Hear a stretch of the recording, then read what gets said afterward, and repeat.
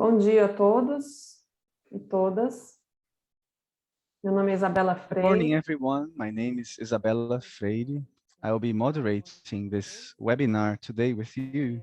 Eu gostaria de avisá-los I'd que like to let you know that most of this webinar will be held in Portuguese, and we have two English speakers as well. So for those who'd like to hear the simultaneous translation, all you have to do is select the button on the lower right where it says interpretation and select the channel, either Portuguese or English. Good morning, everybody. I'm Isabella Freire. I'll be moderating the session today. First of all, I'd like to let you know that most of the session will be run in Portuguese, but we have a simultaneous translation. If you want to listen to English, you can press the interpretation button towards the right bottom of your screen and choose English to listen to English. De volta ao português, So switching back to Portuguese, I'd like first to clarify on the goals of this protocol and explain why we are here and go over the agenda and start inviting our speakers today. Well, the monitoring protocol for cattle suppliers in the Cerrado emerged as an initiative by ProForest and Imaflora, which decided to begin helping trace a path for the Cerrado a bit distinctly from what occurred in the Amazon. In the Amazon, we had years of practices and distinct experiences with cattle monitoring, which led to distinct ways of doing it, and then a big effort to try to harmonize things and arrive at a common practice that facilitated the lives of meat packers and retailers and all stakeholders. Since the interest for cattle monitoring in the Cerrado has increased in the previous years, we felt we could tread a different way if we could carry out this work of trying to harmonize what's possible and the good practices and what's acceptable for monitoring cattle supply in the Cerrado before we reach a scenario of this distinct ways of doing it. Well, this project then counted on the support of GEF, the Global Environmental Facility Fund, by the a Good Growth Partnership and WWF US. And what we had, well, we had the first stage of data collection, comparing the commitments and identifying the sources to design a first sketch. And this first sketch underwent a consultations process, not as broad as we'd like it to be. That's why we understand that it's just beginning. But at this point in time, in this webinar is to bring some transparency and some feedback on what we heard during these consultations, what has been addressed in the document, and the next steps towards the second stage so we can identify how to address the points that we feel are still open. And we will have here today Lisandro representing Imaflora, representing the revised protocol after this consultation. He will be bringing the points that have been raised. Also, my colleague Marina Guyot from ProForest will be presenting the next steps, what's planned henceforth, so we can begin this process of monetary voluntary protocol. And as part of the consultation, we have received many doubts regarding the databases on the PRODIS database in the Cerrado. So we invited an INP representative to clarify on the main doubts that have appeared directly to those who are interested in the topic. And then we'll we'll have a panel with a brief debate on the potential use of the protocol by distinct stakeholders, and we will be counting on Pedro Amaral from AMARS, Suzy Midori from GPA, Tassiano Custodio from Minerva, Nadine Cavusoglu from Emerging Markets Alliance, and Simon Hall from NWF. And at the end of the webinar, we'll have a brief Q&A session and then the closing. So during the webinar, you have access to the Q&A box, and you can begin sending your questions along the way. We will open the box to answer them at the end of the webinar. So with no further ado, I'd like to invite Lisandro Inakaki, who is coordinator of climate and um, livestock chains, to present the protocol of this with this consultations process.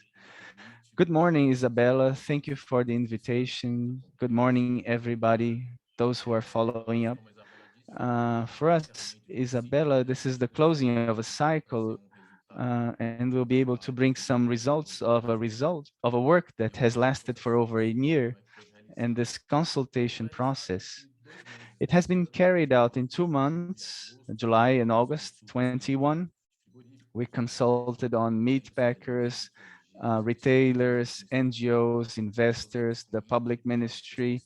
We dialogued with the INPE, also IPC regarding technology and sectoral initiative. We invited 33 organizations and held 20 consultations where we made detailed presentation the content of the protocol to clarify doubts and to raise suggestions of improvements to meet this distinct views of the distinct parties. And then we had both individual consultations, meetings that lasted 1 hour, 1.5 hour, and also group dialogues whenever necessary when we felt it was important to consult a group of stakeholders, and also complementary calls to deal with the specific topics with these guests. So in addition to the 20 consultation moments, we had also these moments uh, regarding the discussion of, of specific points. So what we have arrived at, the criteria of the protocol, which will be launched now to be tested or to be piloted, we have 7 geospatial analysis criteria, free deforestation and conversion of national indigenous lands, quilombola lands, conservation units, environmental embargoes, and the changes in the demarcations of the CAR register limits. We have 7 geospatial criteria, which is similar to the Amazon protocol. Only the Quilombola lands are new. In the public lists assessments, we have 2 criteria, slave work and environmental embargoes. The undocumented analysis, we have the CAR register and the animal transit guides, and also the productivity criterion. So regarding the main results of the first highlights that all consulted parties support the protocol. So this is an important aspect because it's a need that all have identified, a necessity. But some points must be observed. The first one that I believe is the main one in this moment is the need to expand the debates to reach the convergence on the cutting dates, both for the zero conversion, illegal conversion, and also for native vegetation. So we can better discuss and address these 2 criteria and their temporal reference, because there is a real concern of the impact on the supply chain, the monitoring process. What's the impact? I'll be strengthening the informal market. Maybe there will be a decrease in the supply of cattle, a contrary effect to the environmental regulation. So we need to be clear on how this process will take place and search for alternatives, transition periods, um, cutting dates. So I think this will be the exercise that will be coming up. This is one of the demands. Another one is to adjust and include some criteria to improve clarity, understanding, and operationalization.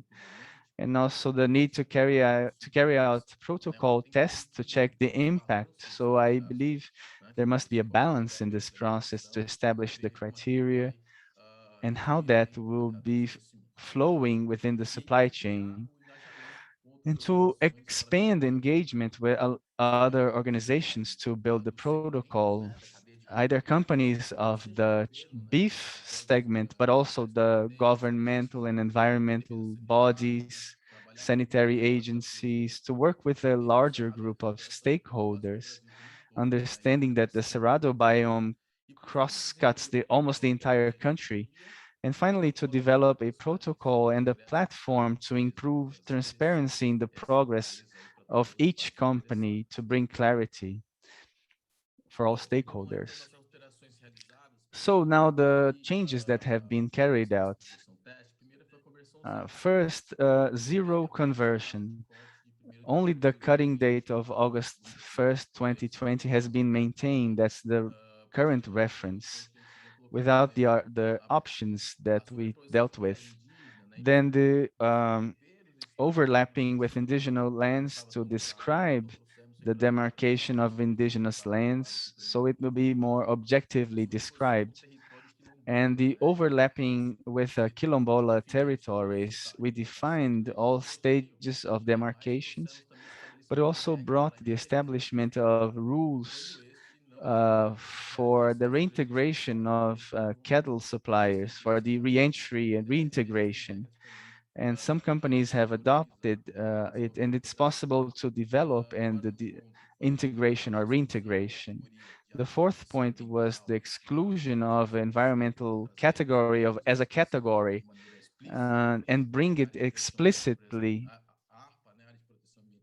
APA is allowed in APA regions, and to exclude the criterion of provisional operation authorization, APF, which is required in the state of Mato Grosso, which has some limitations. We excluded respecting the need on the field uh, by the interviewees, and the issue of productivity has been maintained, but also linked to its better qualification, understanding that the states of the Cerrado have other productive profiles and also potentials for livestock production, and also a rate that is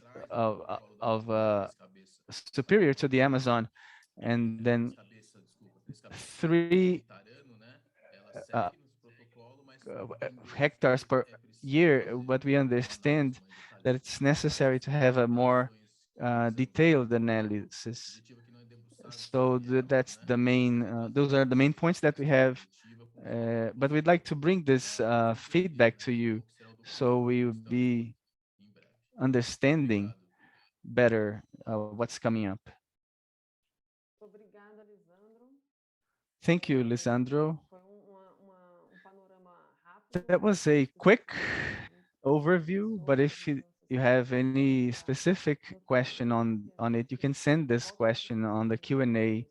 box and we'll return to them further on. Com isso, então, agora a gente vai falar um pouco sobre So os now we'll be próximos speaking a passos. little bit more Vou about chamar the aqui a next colega steps. I'd Marina like to Rebelo, invite my gerente de colleague operações da Marina, Proforest, para Senior explicar um pouco Project o que Manager acontece at exatamente Proforest, to explain what nesse, will be esses esboçados happening with pilotos. this sketch protocol, how the process will Marina, be Bom furthered. dia, bom dia a Marina, todas e todos. good morning, ladies and gentlemen. Bom, então a gente vai falar um pouquinho Well, aí dos we'll be próximos passos speaking e about the começando, next steps, apresento a vocês and aqui I'd o like to website introduce do you the protocolo. website of the Então vocês podem protocol acessar so you can tanto o access protocolo both quanto the documentos que protocol and subsidiaram the a construção documents desse that protocolo subsidized its nesse endereço, construction on this link, cerradoprotocol.net. A cerradoprotocol.net. ideia desse The espaço é da idea of this transparência, né, no space is processo, an e ser idea of ponto de referência transparency sobre o and desenvolvimento being desse a reference protocolo, on the development of this com as protocol referências, com os with the documentos que foram references, with the construídos ao longo desse documents that we processo. have Ele está collected along disponível em this português e em process. inglês, It's available e both ele in inclui também Portuguese and uma sessão de English, and perguntas mais includes a frequentes que ajuda frequent a questions esclarecer alguns dos pontos que vocês section, which helps acabaram tendo clarify on como some points dúvidas, that né, you com may relação a esse have as a protocolo. doubt regarding Então, this ele já está no protocol. ar, vocês podem So it's already on the internet and you can check on it. We'll be briefly speaking about the next steps. We're closing now stage one, and as Lisandro said, 220 and 21, we have built this first version, this pilot version. And now we'll begin having the second stage from October now to 2022, in where we intend to have these tests. And I think the tests are important to clarify the idea that the organizations have the chance to test them internally, to test the impacts of this protocol, the feasibility of the technical references, of the databases, and of the functionalities in their systems, and starting with based on their discussions and internal ponderings and reflections that their comments can be taken to a collective discussion. So the idea of this tests is that they may produce a better qualified and informed environment. So then we'll have this engagement process and the adoption of the protocol. And based on that, we'll have stage three, which is the actual implementation of the protocol and monitoring, reporting, and verification of how well it meets the criteria that have been brought forward. Next slide, please. So the main activities expected for phase two basically is to continue the sectoral dialogues that we began in the phase one, to promote these tests and bring the preliminary results for dialogues, highlighting that the idea is that the organizations have the opportunity to pilot and have this internal discussion and then bring it to a collective space in a way that may be appropriate for the discussions, so the discussions can be possible. Then we'll have to carry out the necessary adjustments based on the practical cases and dialogues, expanding engagement with other organizations which are important and must be heard in this process. Then developing a monitoring guide on the progress of the companies that adopted the protocol to see how they met the protocol, and to define the governance system on the implementation of the protocols monitoring. And then also establishing a reference platform on the protocol, as we have been doing on the website already. The expected time frame for phase two begins in October with this test period, and it goes to until May 22. And during this process, the sectoral dialogues uh, they end up happening from the start in a certain way, but based on the results and what the organizations understand is important to bring into the collective discussions. And then we'll begin in February 22 until September with these dialogue spaces. And starting in May and then October, some adjustments based on these discussions.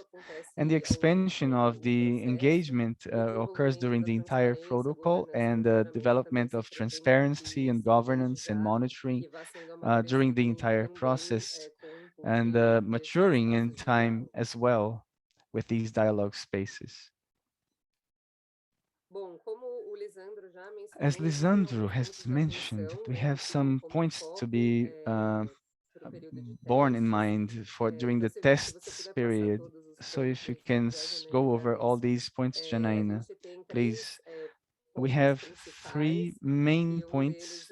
One of them is regarding the cutting dates for the criteria of illegal conversion and zero legal conversion. We have some questions on the technical limitations regarding the Cerrado data, and previously to 2016, the INP folks will be bringing some information on that, and also the use on deforestation um, polygons equal or larger than 1 hectare, as also the concern with the potential impact on the supply chain vis-a-vis the forest code date, which will be important that organizations may test and check this impact and how to cope with it. So regarding the quilombola territories, then the overlapping on these territories, we also have a discussion point, which is the specification of the demarcation phases and the refinement of what to do in case of overlapping. And regarding productivity, we, as Lisandro said, we have this demand for a better qualification of the index for adequacy in the states of the Cerrado region. I think this is it regarding the second phase. And now I'll pass the floor back to Isabella. Thank you. Obrigada, Marina. Thank you, Marina. Bom, também convido mais uma vez Well, I'd like also to invite everyone, if you have doubts on this part of our webinar, please send your questions on the QA box. Now, I'd like to invite Claudio Almeida, who is a senior technologist at INP, which is the Brazilian National Space Research Institute and coordinator for the Amazon region. Claudio, can you please open your camera? Good morning, Isabella and everyone, ladies and gentlemen. I can't see my own self. I can only see you and the previous slide. Can you please, I can see you. Yes, I think everyone is can see you too. If not, please let us know.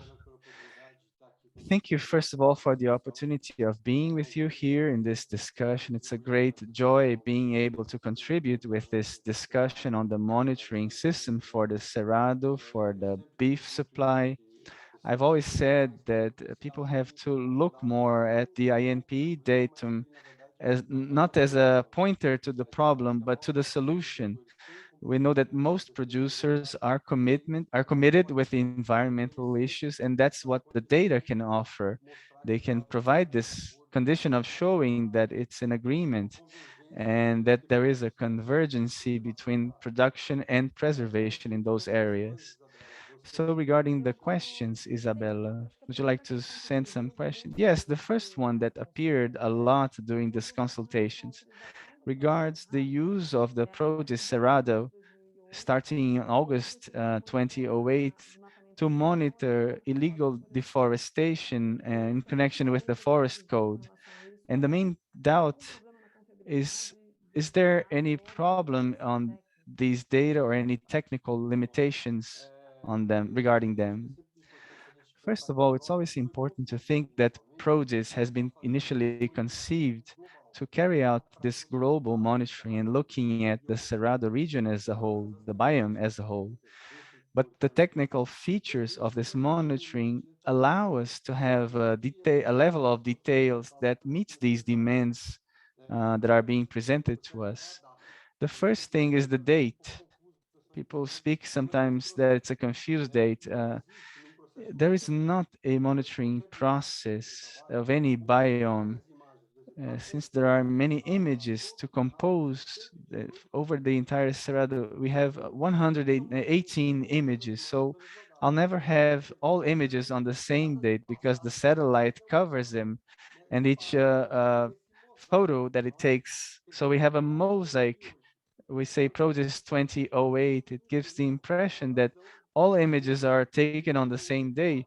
No, they range from June 2008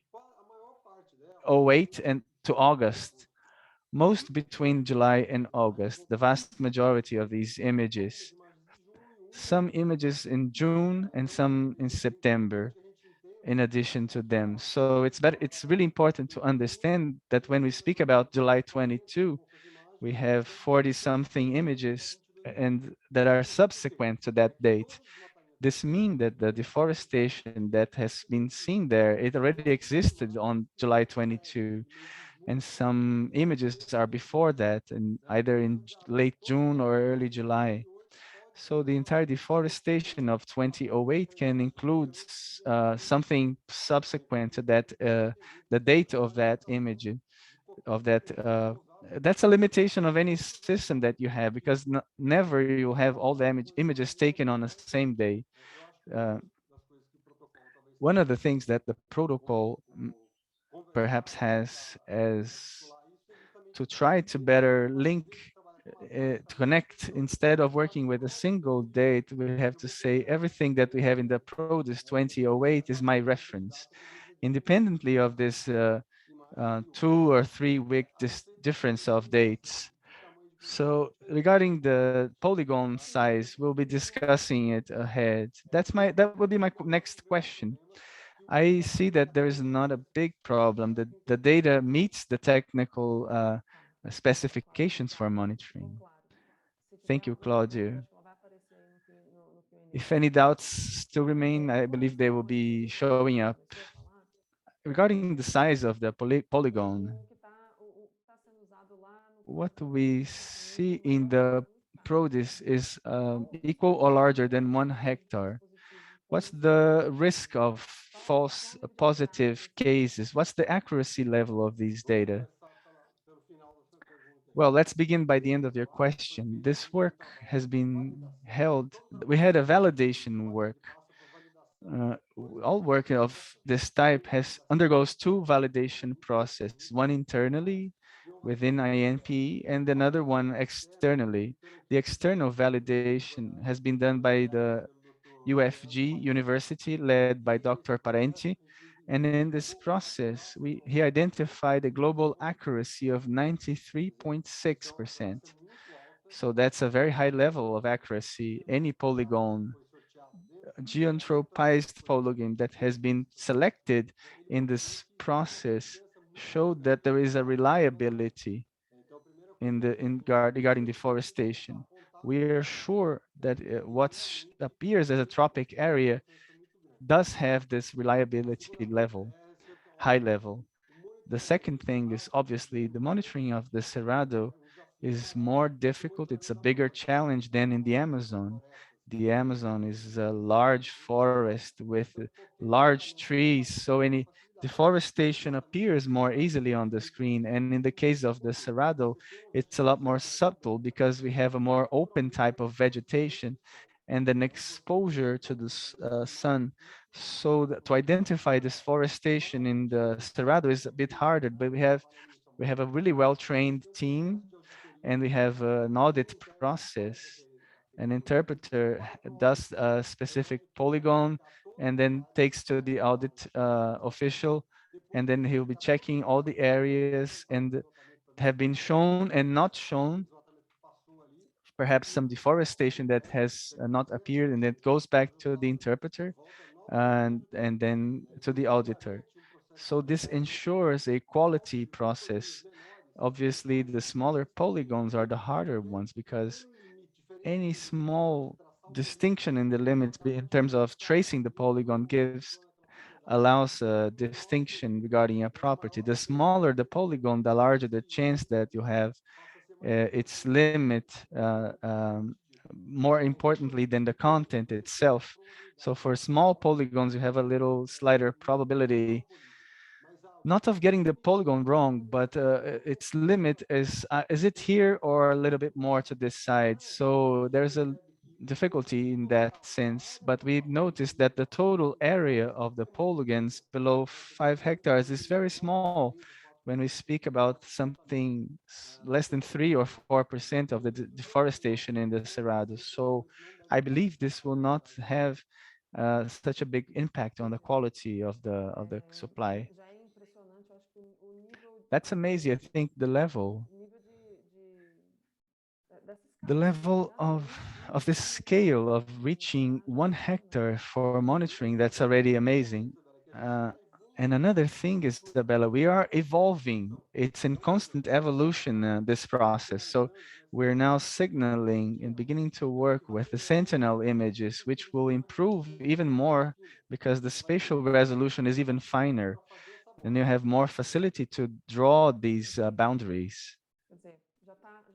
That's wonderful. It's already good and it will improve even A more. outra dúvida que surgiu, Cláudio, foi com Another relação doubt we have, Claudio, às áreas regards da Amazônia Legal, onde the tem legal Amazon monitoramento areas tanto where we pelo have Prodes Cerrado monitoring quanto both pelo by Prodes Prodes Amazônia, Cerrado and by e uma Prodes dúvida Amazon. sobre por que que And eles the não doubt conseguiram on how manterem are there essas distinct regiões deforestation isoladas polygons on há this region décadas when we e look at décadas. the Você pode data explicar um of the pouquinho melhor? two Prodes, Cerrado and Amazonia?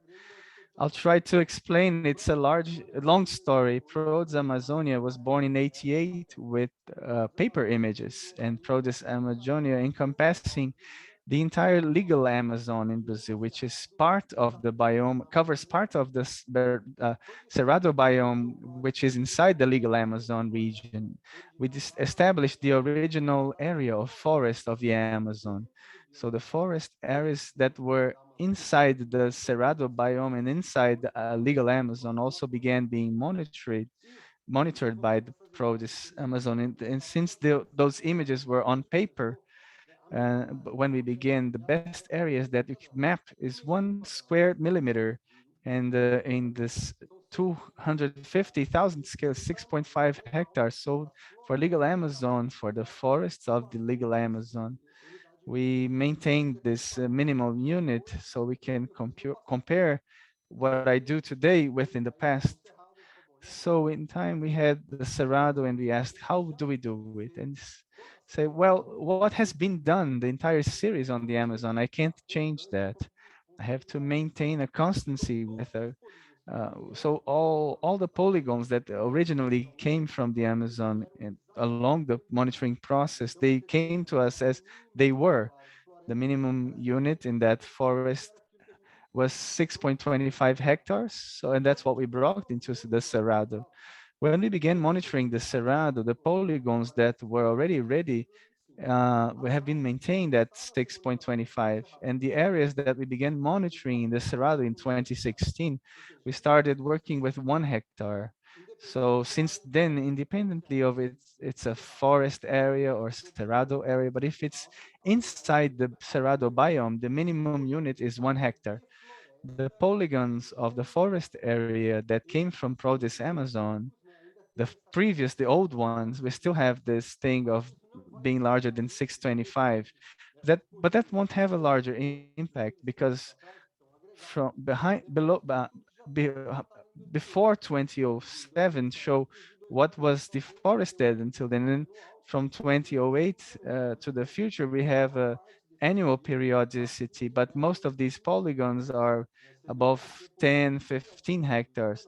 We do have some smaller ones, but it's not really impacting, and it won't be a problem in terms of monitoring.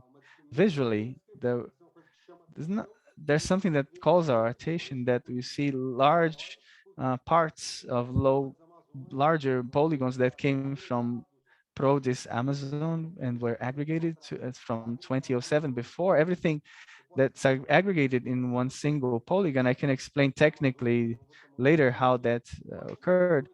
But from 2008 to the present, we have annual data showing these changes. So my assessment is that it does not impact visually. You can see this distinction, but that it does not have an impact in terms of recent monitoring. Claro.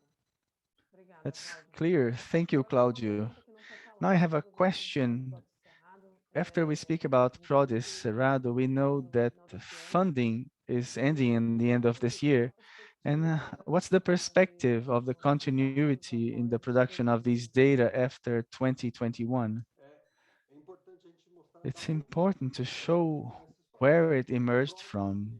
The produce initiative for the Cerrado, it did not exist previously. It only existed for the Amazon. We understood this need to expand it to other biomes, and we started seeking for budget outside the union budget. Then with a World Bank project, and here in Brazil, covering the Cerrado. So the bank funded the implementation and development of this monitoring system for the Cerrado.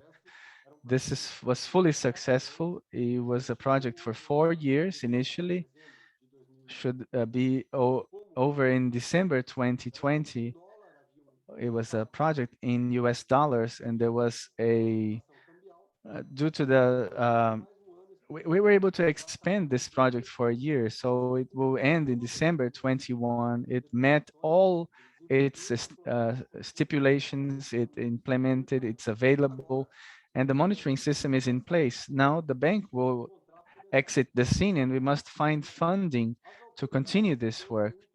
The legal authorities, the local authorities, Brazilian authorities are sensitized. We've been speak about it with Science and Technology Ministry. We also have dialogues with the Ministry of the Environment and Agriculture. Uh, MAPA, the Ministry of Agriculture and Livestock Production, signaled with part of the resort. We were able to present a project for FNDCT, for the National Fund on Science and Development and Technology. And there is a chance that we'll have a high chance so that we will effectively have the monitoring. Now, do we still have the resources? Do we already have the resources? Not yet. Our perspective, given these dialogues that we're having, is that in perhaps, well, in the past week, things have evolved a lot. Until 2 weeks ago, I was very concerned.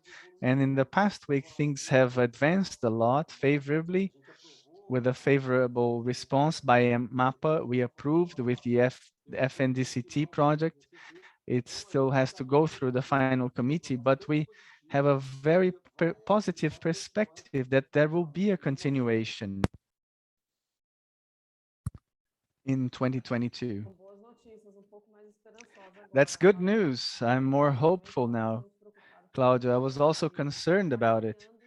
I was worried, and it may be then that we can solve the need, meet the need in time, so the service, which is fundamental, will continue. We had a tremendous advancement already, so it wouldn't be possible to move backwards. It's great to know about it. We have some more questions, but we will continue with our guests in the panel. I'd really like to thank you for your replies, answers, and now I hope we can invite you to the Q&A section in the end. So please be with us to the end.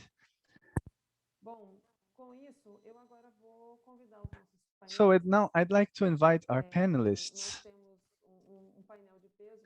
We have a heavyweight panel on the potentials and the use of this protocol.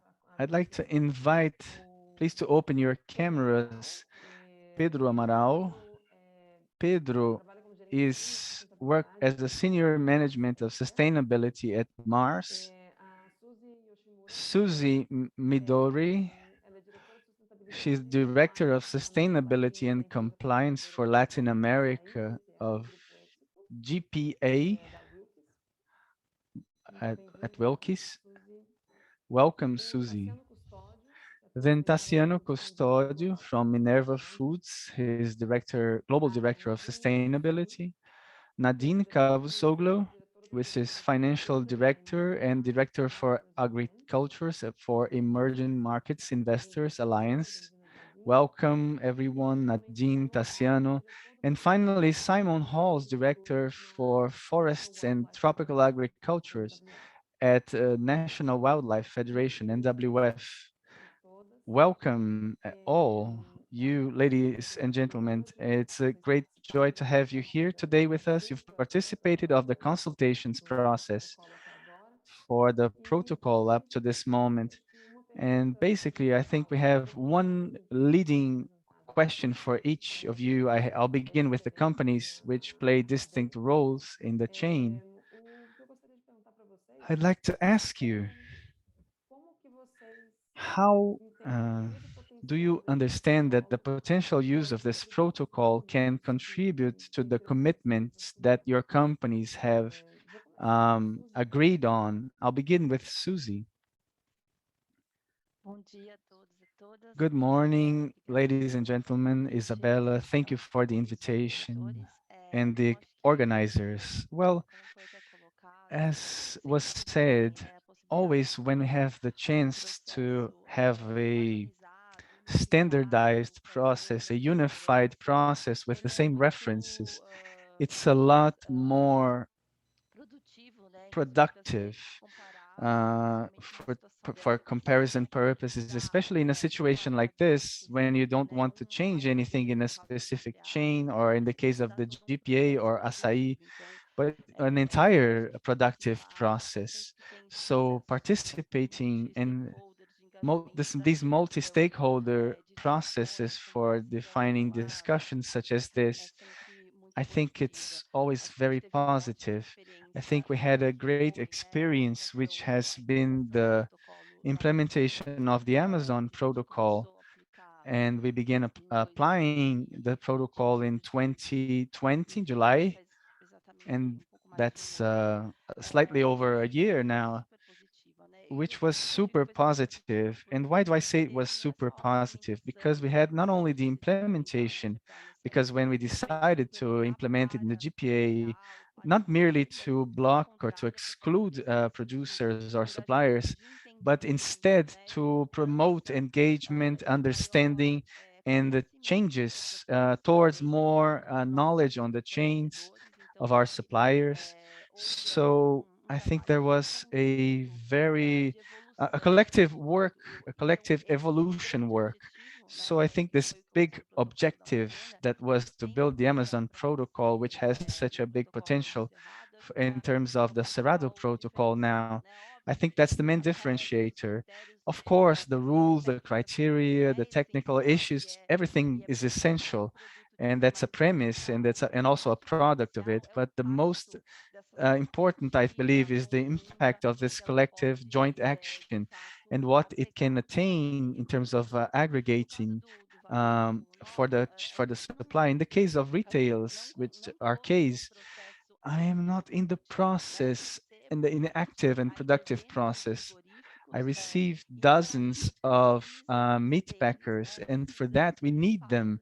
We need them to implement this protocol and monitoring, and above all, to evolve in the chain. I think that's the big aim. So now we have a stage. We have begun in the case of GPA and Açaí.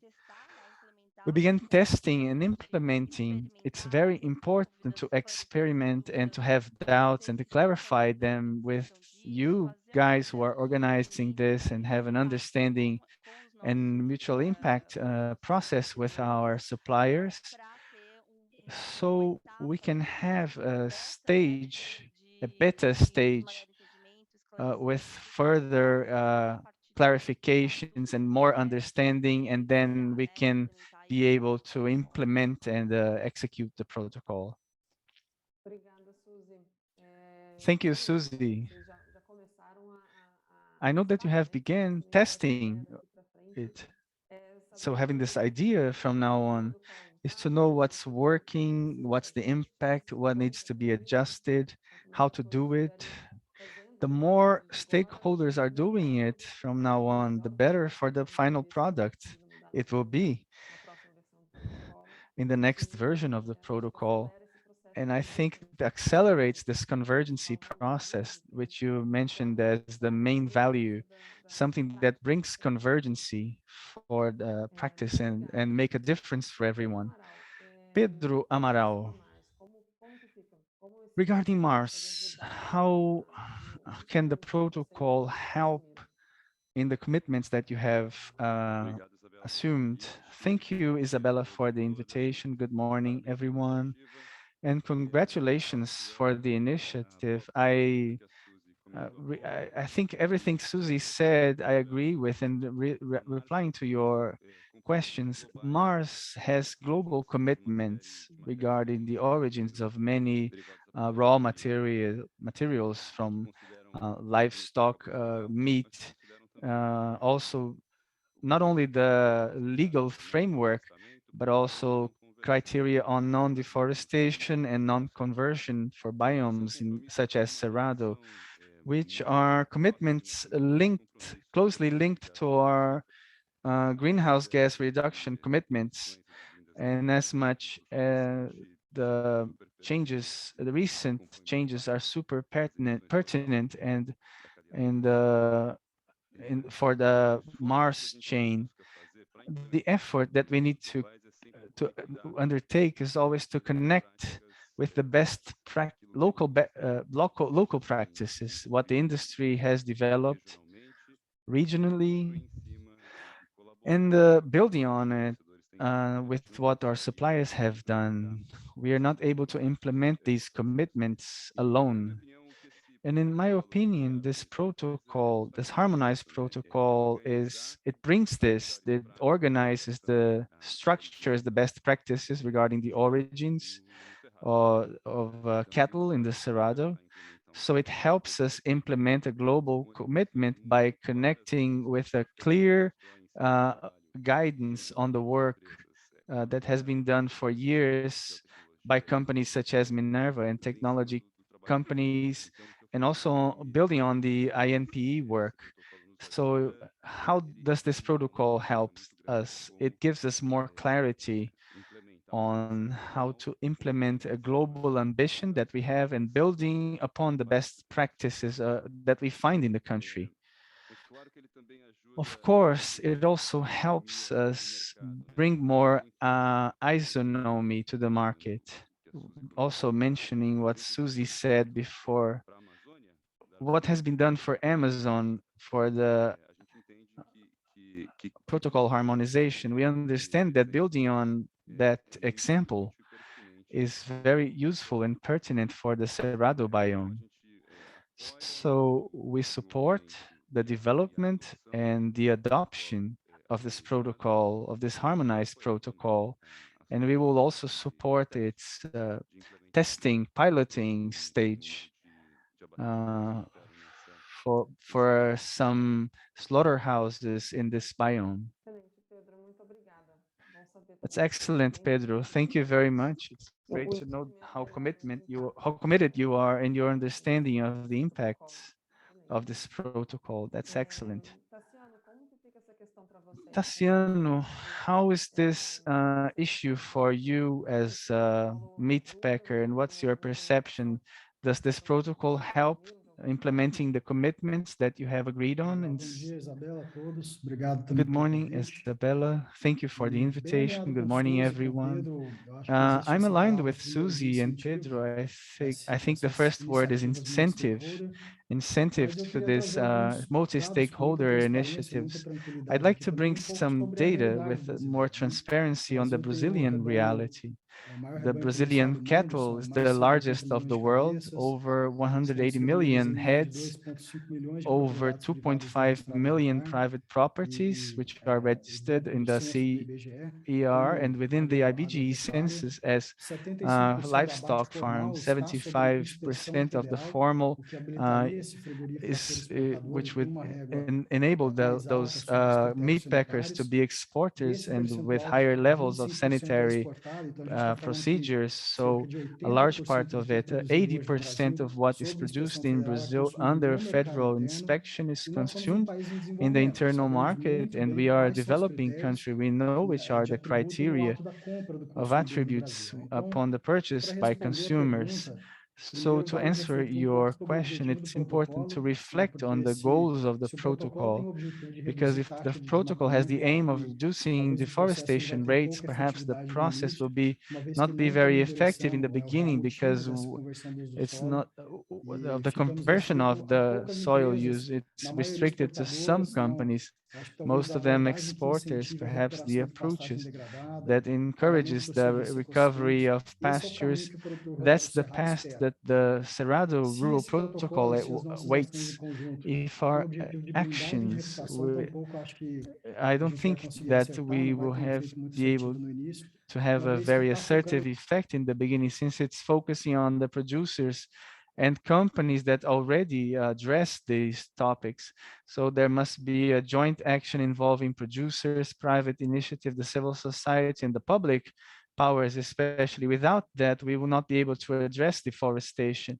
That's a challenge of increasing the sustainability of the territories use, how to improve income and local development, what leads the producer to be sufficiently profitable to apply in the field and increase the technical level protect the water resources, reduce the age of the cattle productive systems. So as a way of occupying the uh, field. And finally, speaking about the Minerva, if the protocol contributes, yes, it does contribute um, with telling the story of the Amazon, which is 10 years blocking and applying the criteria of supply evaluation, and mostly addressing the issue of the producers and not instead of the case of the causes, which can be lack of command and control. And many companies are communicating their commitments and not even in the control process, which is in the Parás public prosecution's office can address the material results of this control. So I'd say that the MPF's commitment in Pará, I see, is the only transparent process that we have today, reflecting the real commitment of the companies in the state, and the regularity and the irregularity, the disparity is huge. So I think there is this side that must be looked at with very criteriously by the Cerrado group, because some companies have never been transparently audited, of have many over-promising solutions for the future. So the challenge is looking at productivity and a more efficient occupation, increasing the productivity and profitability and resiliency, and the ability to invest in technology, integrated system, slaughter age. And I think what we are doing in this sectoral, multi-sectoral initiative, that's why I encourage the protocol.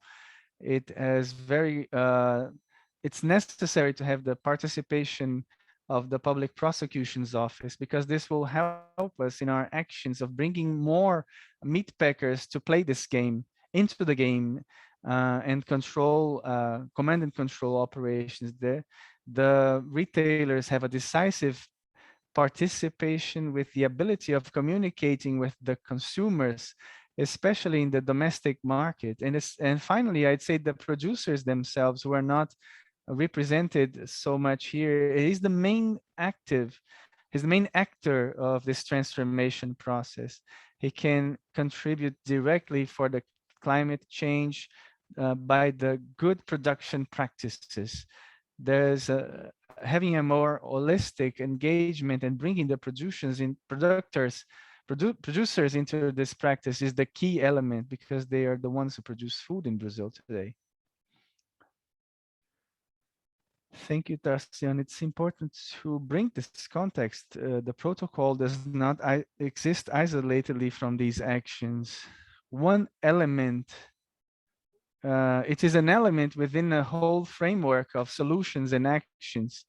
It's not, it won't end the deforestation by itself in connection with livestock farming, and things must be integrated with all other interventions, especially those that are more proactive and constructive, in the sense of bringing the producers into the right path, helping them tread it, and not only punishing them, but helping them walk the path. I think that's clear for us. And the intention of this protocol is to deal with one of the gaps that still exist in this range of solutions that we envisage. Thank you very much. Let's listen now to Nadine. She has a slightly distinct view as a representative of the investors group. How does it work for the investors group that you represent, Nadine, this protocol? Does it help advance the compliance with the commitments they have agreed on? Good morning, everyone, and thank you, Isabella, for the opportunity to share the investors' viewpoint. It's not just only a matter of their commitments. Our member investors actively integrate ESG into their investment decisions in order to identify both risks and opportunities. ESG is not only relevant for their responsible investment dedicated mandates, but they also view it as a very important tool for capturing competitive risk-adjusted returns. And of course, deforestation is a top risk investors are concerned with, especially investors who are members of our agriculture working group, which I lead. We have analysts and portfolio managers from 14 different New York and London-based large asset management firms participating in this group. And they all have either equity or credit exposure to the Brazilian meat packers. In fact, we have some of the largest bondholders of the Brazilian beef companies in our group. And these investors, aside from, having to do their due diligence and analyze the risk on opportunities, they also are under a lot of pressure, and they get a lot of questions from their clients as to why their money is invested in companies that are exposed to high deforestation risk. Every time there's like a new report that comes out in the media, or there's some another article about a particular company's link to deforestation. And these investors are that we work with are quite aware that there's another very important biome other than the Amazon, where the Brazilian beef companies source cattle from. And this is something we've educated them on, and something we plan on continuing to work on, this awareness. And to their credit, JBS, Marfrig, and Minerva have all announced commitments for the Cerrado, but there is no uniformity. Their commitments range from full traceability to illegal conversion to zero conversion. And in addition, no company has announced cutoff dates. So when we have approached the companies, we have been told that an industry-wide agreement is needed, like the one they have in the Amazon. And I think this initiative with the Cerrado Monitoring Protocol, I think, is a very important way, to get there. The companies have told us that if there is no industry-wide agreement or protocol, that would put them in a non-competitive position if they were the only ones, announcing certain cutoff dates and being or having stringent commitments. In addition, it is confusing for investor analysts to compare and assess the nuances of each company's commitments and traceability protocol. Having a uniform protocol with same cutoff dates would put them all on the same implementation pathway and make it much simpler for investors to monitor progress and engage with their investees. As investors, we really welcome the Cerrado Protocol, and the Emerging Markets Investors Alliance intends to engage with the meat packers and ask them to adopt the protocol once it's finalized. I do believe investors have an important role to play in the adoption of the protocol. However, I think banks also need to be aligned with investors. Another argument we hear often is that 80% of beef is consumed domestically. So there are a lot of other players in the market who are not constrained by the requirements of the export market, the more stringent requirements. And these smaller producers are not financed by the investors who are members of EMEA. They are, they're mostly financed by banks. And this is where the bank's role comes in. They need to be aligned when they're giving the loans to these companies. They should also start demanding what investors are demanding, from the larger meat packers. So I just want to make one final comment, and I am aware that there's been a big pushback on the 2008 cutoff date for illegal conversion. I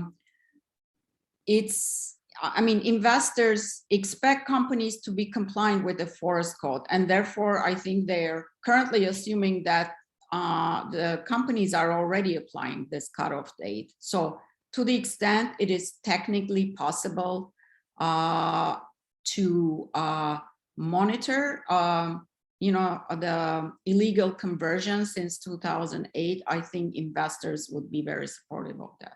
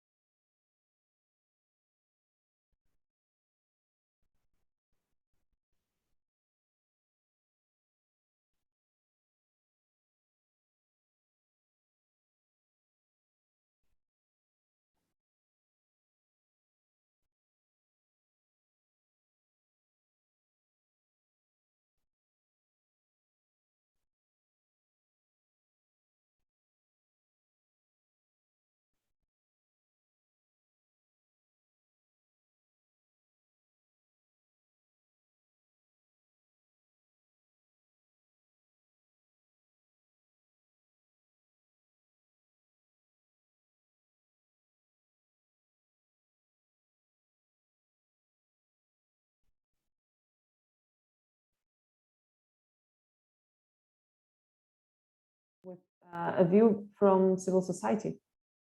Simon, how do you think this could help fulfill some of the demands that civil society has for the cattle sector in Brazil?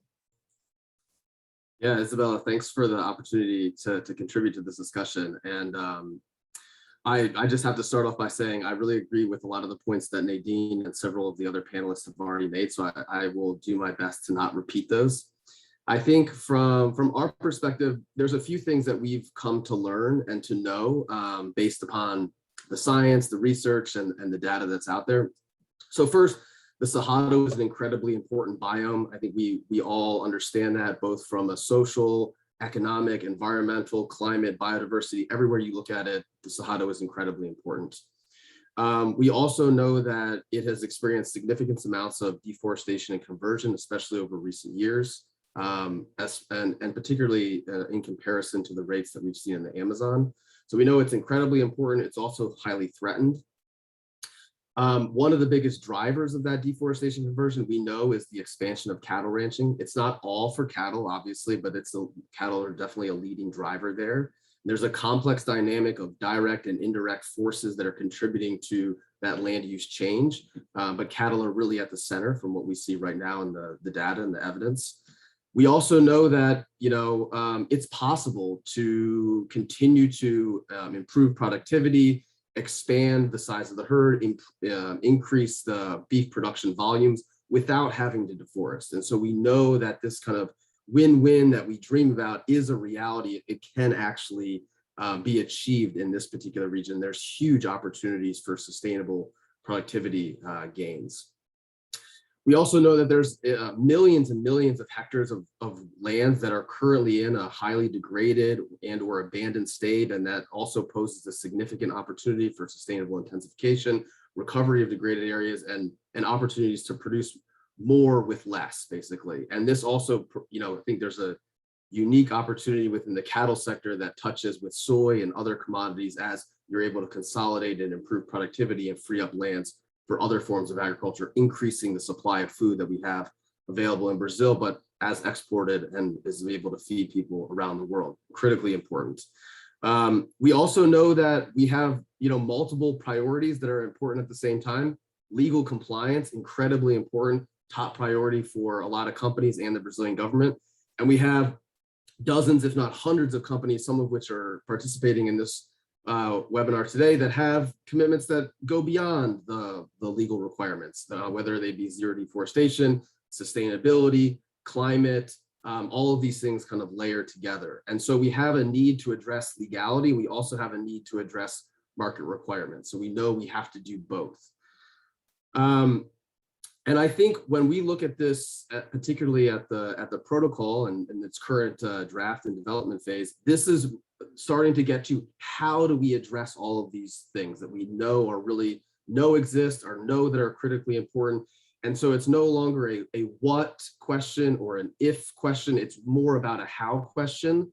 How do we go about tackling these issues in an inclusive way that brings everybody together along, that we maximize the win-wins for both people, business, and the planet?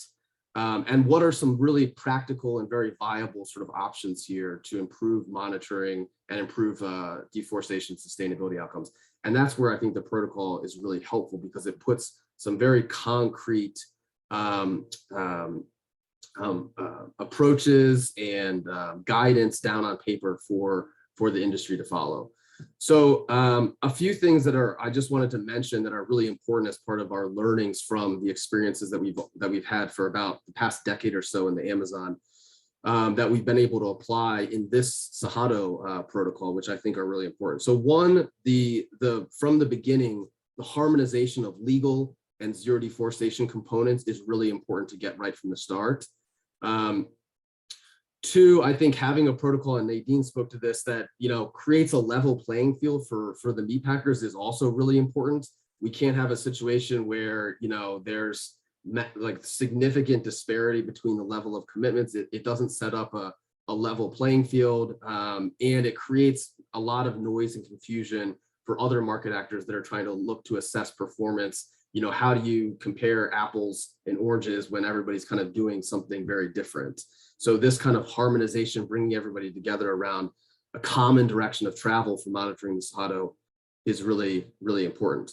I think also one of the biggest things, the lessons that we've all learned from the Amazon, is that a just blacklist kind of approach where you're just excluding non-compliant producers is really not the best solution. I think we all agree with that.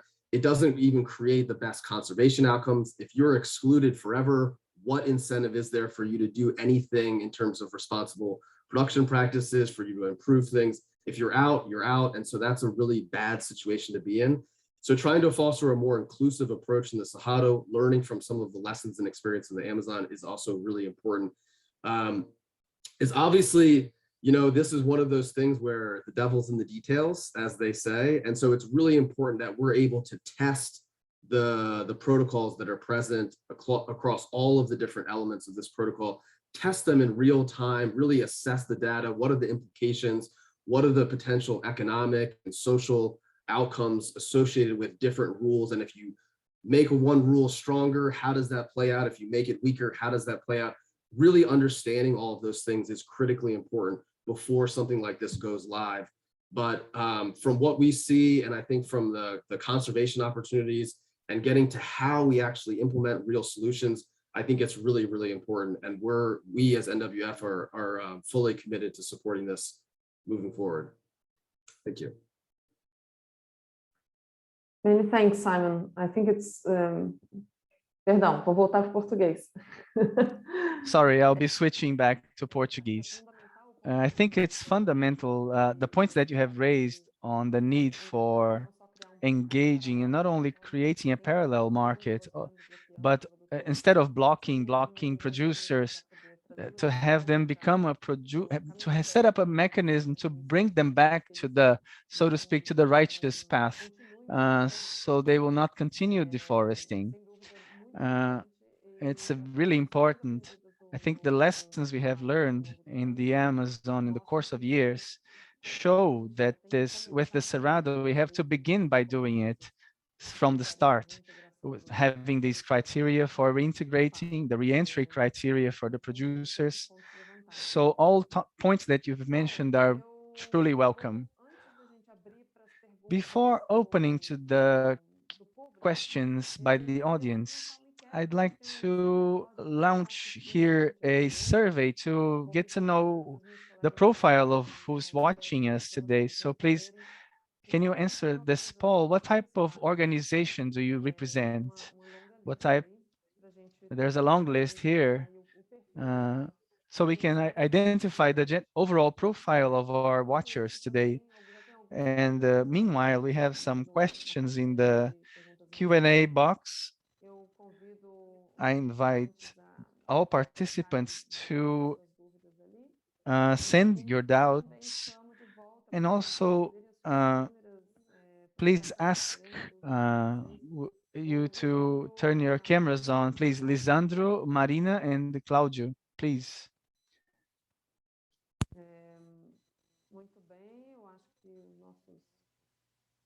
All right, so I think our panelists are on. We still have some seconds to answer the poll. Let's close the poll and see the results. So we have a diversity of participants, many NGOs and civil society organizations, geospatial companies. That's great. We count on you to test it to see if it's working and to integrate a working tool when it's ready.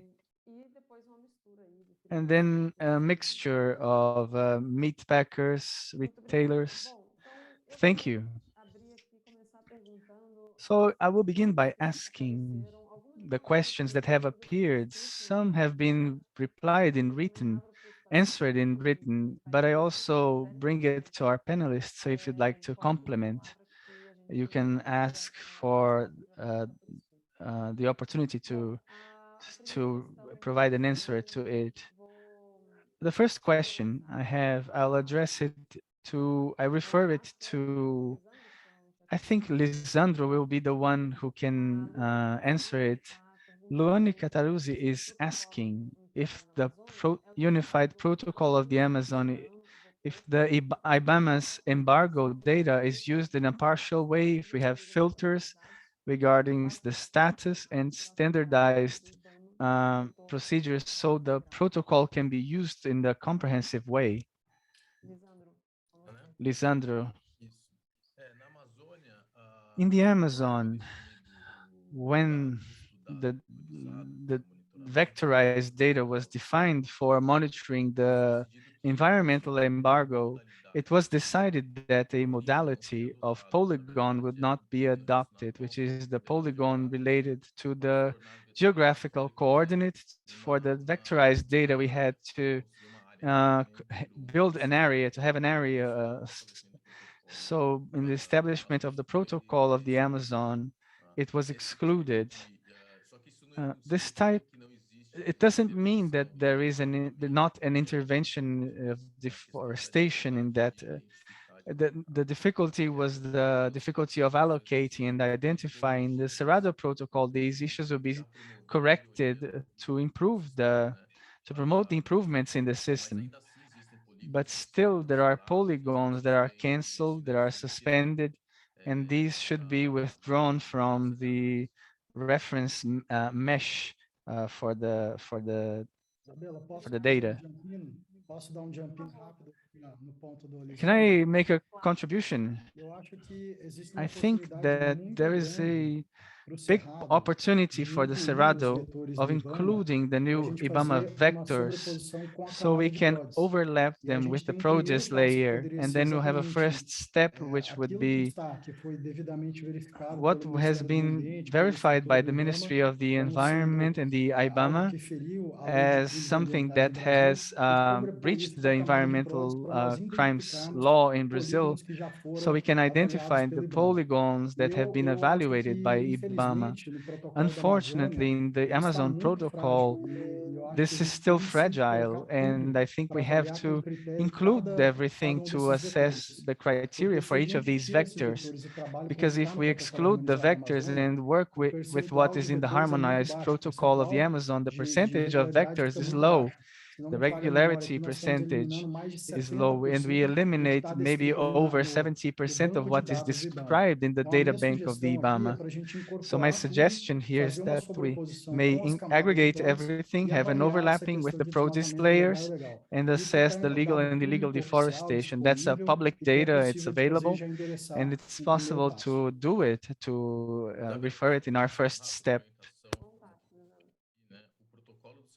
Well, a quick complementation. The Cerrado Protocol mirrors the Amazon protocol regarding environmental embargoes. It's bringing the discussion and the data from ICMBio and the data, the available data from other sources, not only IBAMA. Perfeito. Obrigada, Perfect. Isabela, Luciano. Thank you, Lisandro.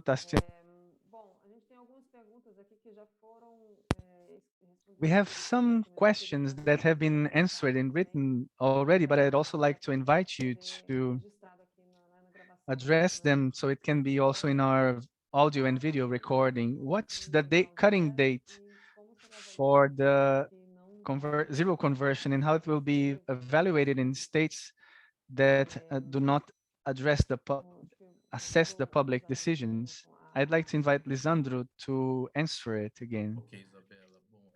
Okay, Isabella. Well, what we have adopted in this moment was to follow the reference of the forest code. So 22 of July 2008, we bring it to August 1st, considering that produce as the first information 2008, August 1st. So the cutting date is suggested in the protocol of monitoring, of voluntary monitoring of the Cerrado biome. Now, the evaluation process follows the buyer's perspective. So identifying the existence of produce, that's the rule. We present the produce, and then we have a second analysis to see, now we ask, is produce really a produce? Or is it identified, but deforestation has been done illegally? So it's a process of consultations with the producers, and not necessarily to a public database. It would be easier if we had this database because data would be more operationalized and the process would be quicker. So that's the logic of monitoring 2008 with a produce database starting on August 1st, 2008. And then the verification of the assessment of conformity must be checked with the producers, both in the authorization or deforestation in case of false positive, and or if it was solved in terms of environmental compliance. Perfeito, muito obrigada, Lisandro. Thank you, Lisandro. Cláudio, pode complementar, por favor. Claudio, if you'd like to say something. I believe this is a very important point we have to deal with in this protocol. How do we solve, how do the producers leave this embargo? It's common for the producers to arrive here and say, well, there is a produce. Now, how do I get out of it? I say, well, if there is deforestation, the produce here, I don't have anything to do about it. When in case of a false positive, it was identified as deforestation, but it's not. So you say, okay, we'll correct the database.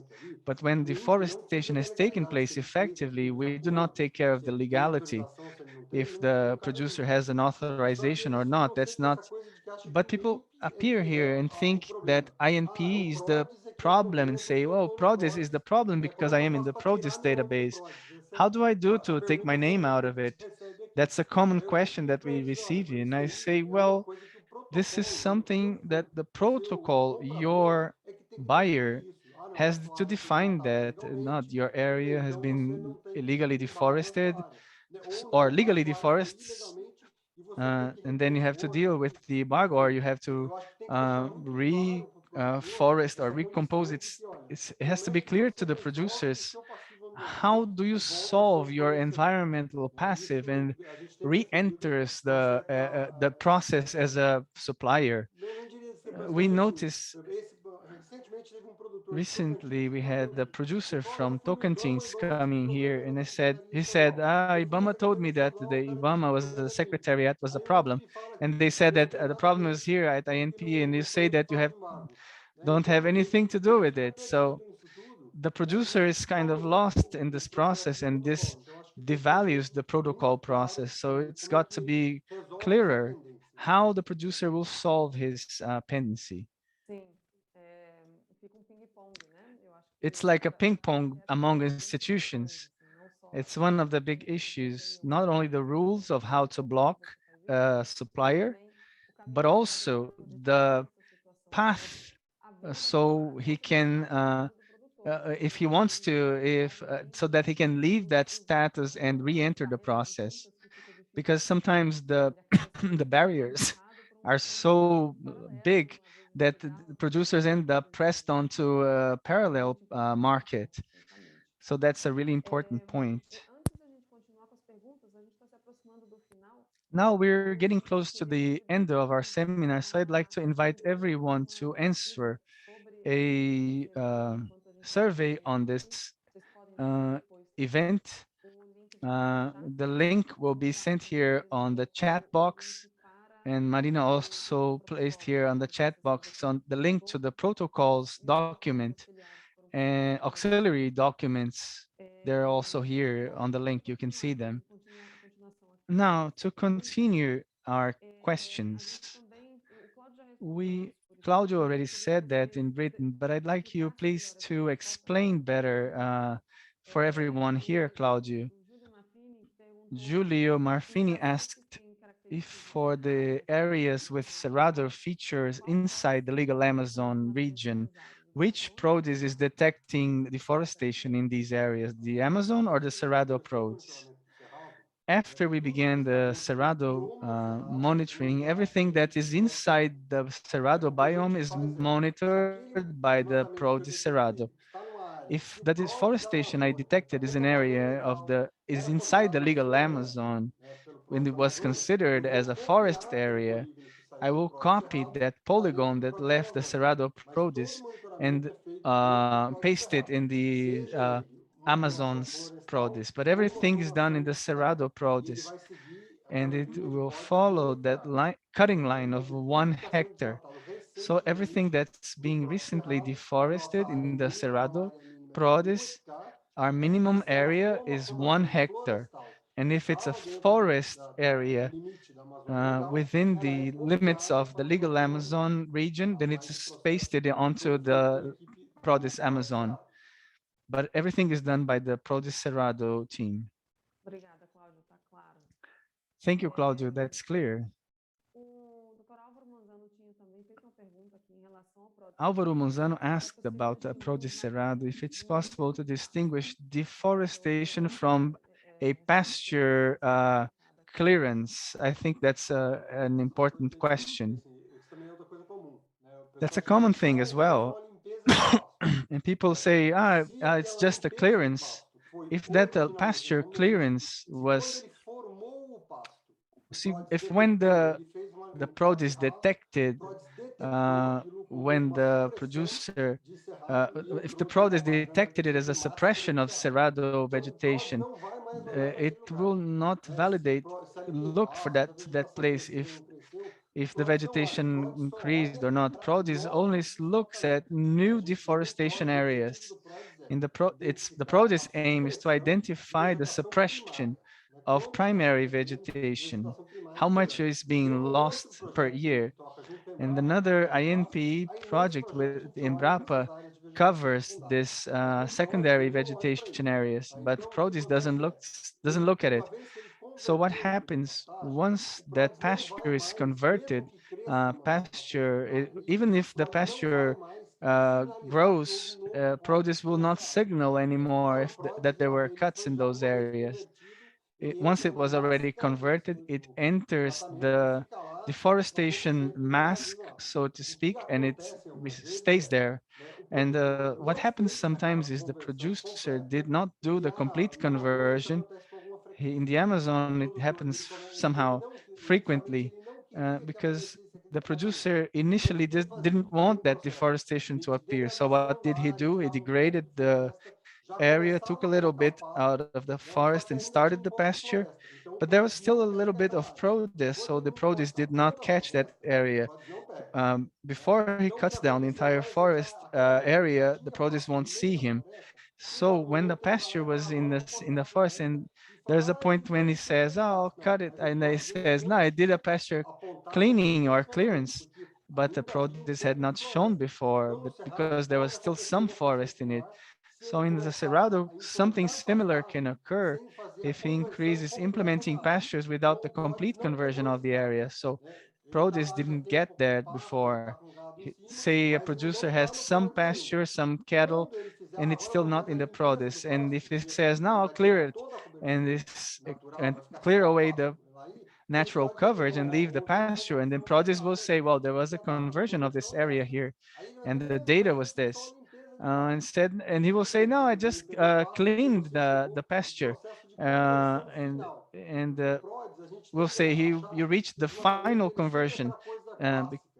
It's always the classical thing on the X day. You have a natural vegetation, and X plus one, you have a complete conversion of that natural vegetation. And in the real world, things are not like that.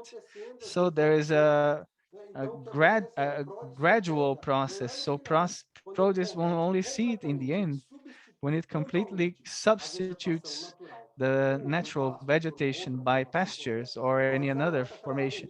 So produce will catch that area and include it as a deforestation area. So producers have to understand they have been using the area and produce did not catch it. For produce, that is native vegetation. And when he completely converts it, it will appear in the produce screen. Thank you, Claudio. We still have two questions regarding false positives. I'll aggregate them and leave them for Lisandro and Claudio to answer. The first is to identification of false positives will be carried out by the monitoring companies alone, or will it include INPE and other instances? And the other question is, what's the channel for reporting false positives to INPE? In the case of the Amazon, both channels have been used. Companies and meat packers have hired the companies to do this process. So we have a very close conversation with the companies that do this evaluation. Most of them, if there were a false positive, the company communicates to INPE, and based on the report that the company does, we evaluate and say, well, that's a false positive, and we correct on the database. Or the company itself will say it's a false positive, and will inform the supplier, and we'll say that we assessed it and it's not a false positive. Eventually, some producers have directly looked for ANP.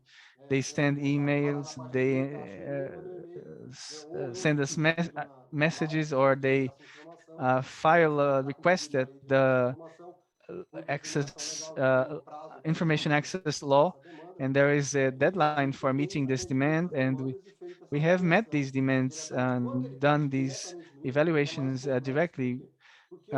When one asks directly at INP, it's more complex because I don't have a team just to do this. So I have to find the time in my working agenda and have a technician who is working in the produce database and ask him to do this assessment. So I'll say to him, I can't answer it so quickly. I need 40 days. Say, I need some time to include your demand and see how I will make my technical team available to meet it. And when it comes through the companies that doing the analysis, since they have a dedicated team to it, the process is a lot quicker, and the answers arrive a lot more are quicker. Thank you, Claudio. There's a final question here. I will be answering it myself. Somebody is asking the largest retailers and meat packers in the Cerrado. How do you, what is about the small ones? Can they also participate in the protocol? We considered 1 hectare an aggressive measure vis-a-vis the smaller ones. I think the answer is yes, it's open to their participation. The question is anonymous, and you can ask us and look for us. We're interested in expanding the discussions and participation, and participation with distinct stakeholders, and independently of your size. These processes generally begin with the larger actors and stakeholders, but our interest is that can be accessible and replicable for everyone in the chain. So thank you for your participation, for being here in this webinar to hear us. And please let us know, get in touch with us so we may ensure that your opinion will be heard and taken into consideration in the discussions of this protocol. In the survey link that we sent on the chat box, we have a questions. So everyone, if possible, if you can send comments, suggestions, or simply to identify yourselves to continue participating in this process from here on. Well, I'm immensely thankful for the participation of all panelists and participants and everyone. We had over 70%, 70 participants today discussing this protocol, and it has been very productive. Thank you so much. And we'll see you in our next steps. And I hope we can continue participating together. Thank you very much.